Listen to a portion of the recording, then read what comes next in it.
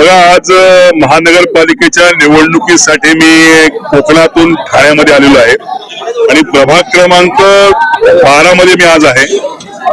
या प्रभाग क्रमांक 12चे उमेदवार नारायणरावजी पवार, राजेशजी मोरे साहेब, काजलजी गुणीजन आणि माधुरीताई मेटांगे यांच्या प्रचारार्थ मी या ठिकाणी आहे.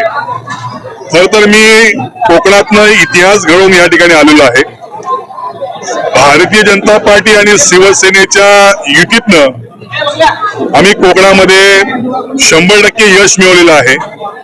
त्या ठिकाणी 21-0 विरोधकांचा सुपडा साफ केलेला आहे. आज त्या इतिहासाची पुनरावृत्ती करण्यासाठी आज मी ठाण्यामध्ये आलेलो आहे. खर तर हे ठाणे स्वर्गीय आनंद दिघे साहेबांचं हे ठाणं आहे आणि या ठाण्यामध्ये फक्त भगवा चालतो, याच्या व्यतिरिक्त काही चालत नाही.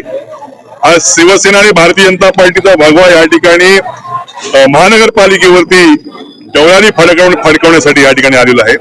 आणि मी आज वातावरण पाहतोय, भारतीय जनता पार्टी आणि शिवसेनेच्या उमेदवारांच्या पाठीमागे ही ठाण्याची जनता ठामपणे उभी आहे असं दिसत आहे. येत्या 15 तारखेला त्यांचं हे मतदान या पेटीमध्ये जाईल आणि मला खात्री आहे या प्रभाग क्रमांक 12 मधून रेकॉर्ड ब्रेक मतदान होईल आणि हे चारही उमेदवार या ठिकाणी विजयी होतील अशी मला या ठिकाणी खात्री आहे. हे बघा, हे प्रत्येक वेळेला ज्यावेळेला निवडणुका जिंकता येत नाही त्या विरोधक हे अशा पद्धतीच्या भूमिका सातत्याने मांडत असतात. मला वाटतं या सगळ्याच त्यांच्या भूमिका प्रत्येक निवडणुकीमध्ये राहिलेल्या आहेत. तरी देखील सातत्याने महाराष्ट्रातली जनता, मुंबईची जनता आणि ठाण्याची जनता महायुतीच्या पाठीमागे राहिलेली आहे. त्यांच्या पाठीमागे आता कुठलंही मतदान उरलेलं नाही किंवा जनमत नाही.